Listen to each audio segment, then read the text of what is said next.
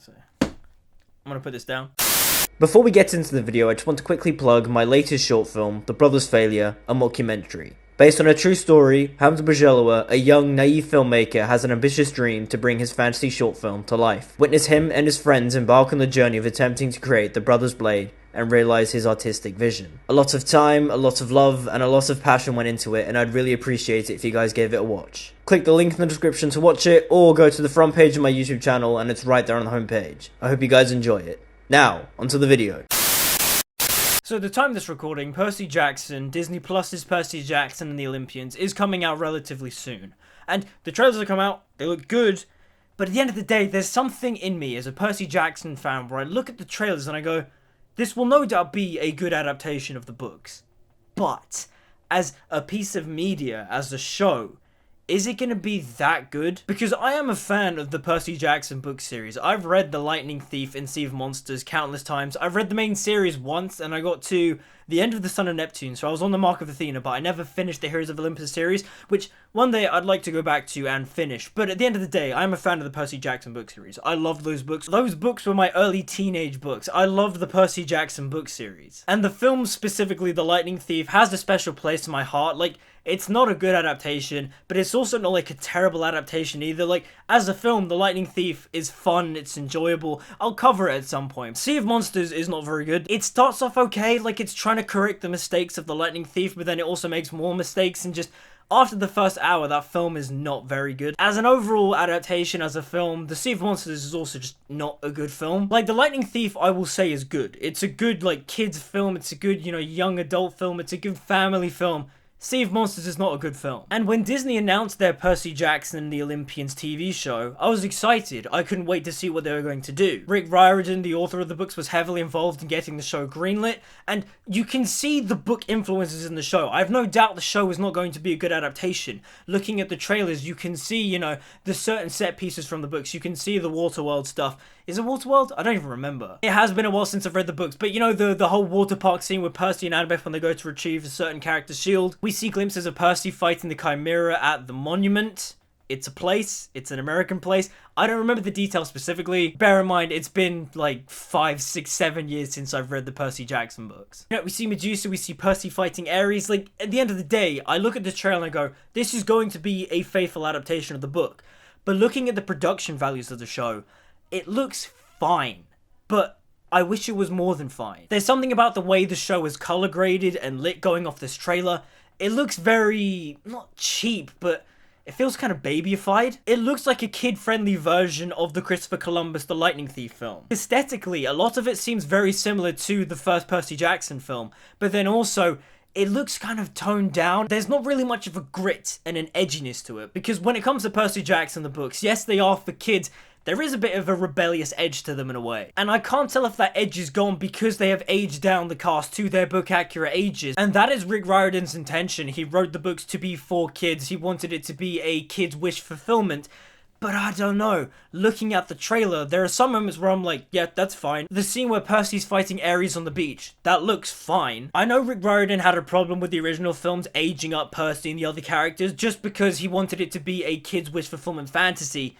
But when you kind of see some of the emotion, to me, in my eyes, it lacks a bit of the grit, and I think that might just be down to also production design, because Stranger Things is centered around a bunch of kids, but then also, there is like the teenage element of Steve and Nancy. Maybe some of my issues and gripes with the show come down to the cinematography as well. From the trailers, it looks very clean, it looks very digital, it looks like they shot a lot of scenes on the volume. But also, when I look at the cinematography for the show, it looks very clean, it looks very made for TV. It does feel very colourful, but it feels too colourful. Like, you can tell it's them going, hey, this is for kids. You look at the original Lightning Thief film, I think that film visually looks really nice. It looks really filmic. They shot it on film. It looks cinematic. Another thing too is that I can't tell if some of my issues and nitpicks with the show is due to the fact that I have aged and these books aren't for me anymore, because obviously they're written for kids, they're written for 11-year-olds, for young teenagers. But also I'm looking at this as a filmmaker, as a film fan, someone that really wants to make this kind of stuff, and I can't help but just go, it looks digital, it looks cheap. But then also, there is that little voice in the back of my head, that Percy Jackson fanboy, that inner child in me going,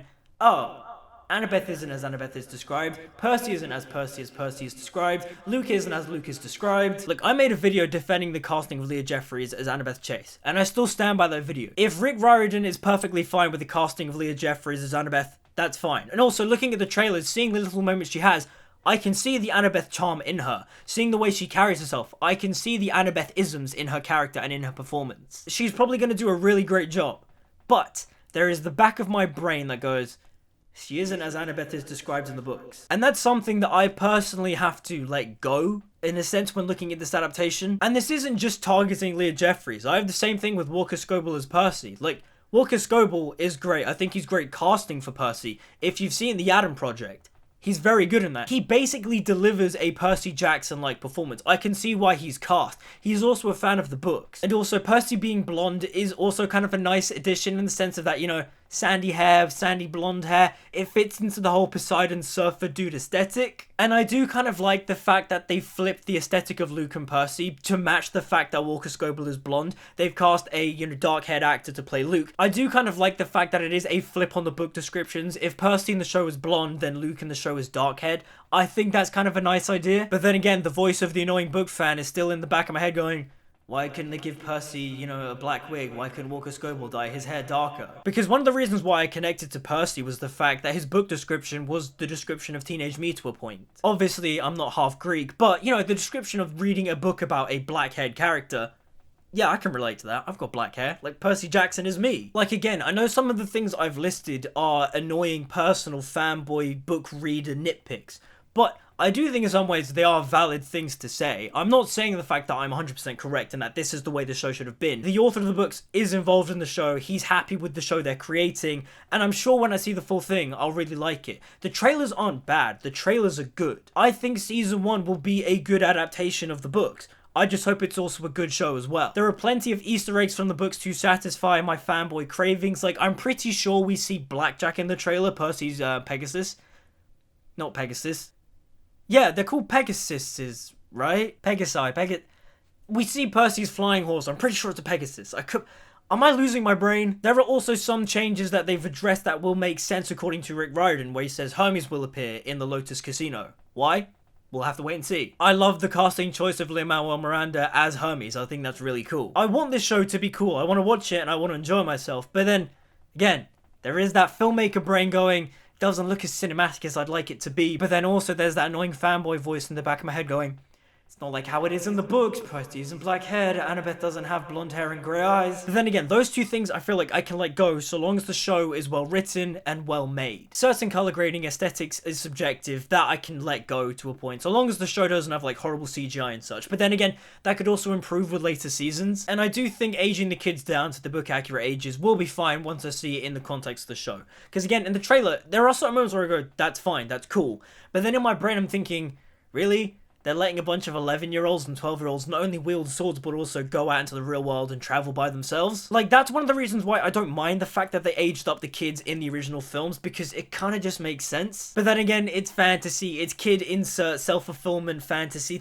I can let it go, that's fine. I just have to see it in context to fully appreciate it. But that's the thing too, I don't doubt the cast. I think Walker Scobell is going to be great as Percy, I think Leah Jeffries will be good as Annabeth, and I think the kid that plays Grover will be good as Grover. At the end of the day, I do think the show looks good. I just needed to get some of these things, these nitpicks off my chest, just because I do think they are valid criticisms to a point. Like the skin and hair color changes of Percy and Annabeth and such, I can get over that. That really isn't a big deal. But you know, I've seen certain Percy Jackson fans raise that complaint, and yeah, it is a valid complaint to a point. However, something that separates this from J.K. Rowling, for example, making Hermione black in the Cursed Child play, and then claiming that Hermione was never specifically described to be any specific ethnicity, which, I mean, she clearly was, when there are certain passages in the Harry Potter book that explicitly say Hermione's face was white with shock. I don't know, many people have coloured their faces turn white when they get shocked. Because the difference is that Rick Riordan is acknowledging the difference between book Annabeth and show Annabeth. He even says the books are the books and the show is the show. If Rick is happy with her casting, then he's happy with her casting, and I just have to wait and see. I think so far, though, she looks good as Annabeth. She's going to carry the attitude and charisma of the character well. I can see it just in the little glimpses of her performance. Also, I really hope she doesn't get get any backlash or hatred for this just because she's a child. Like, let her be a child, let her have fun.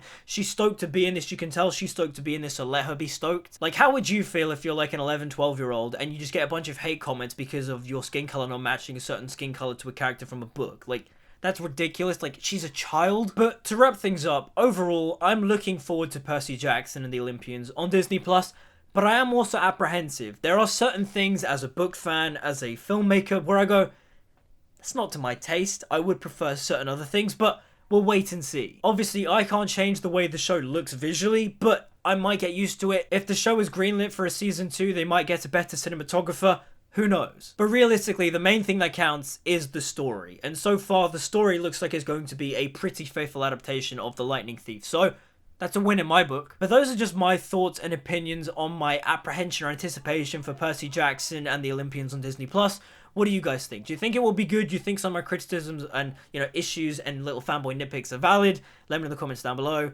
Like, subscribe, follow on social media, all the good stuff. Until we meet again, see you guys next time.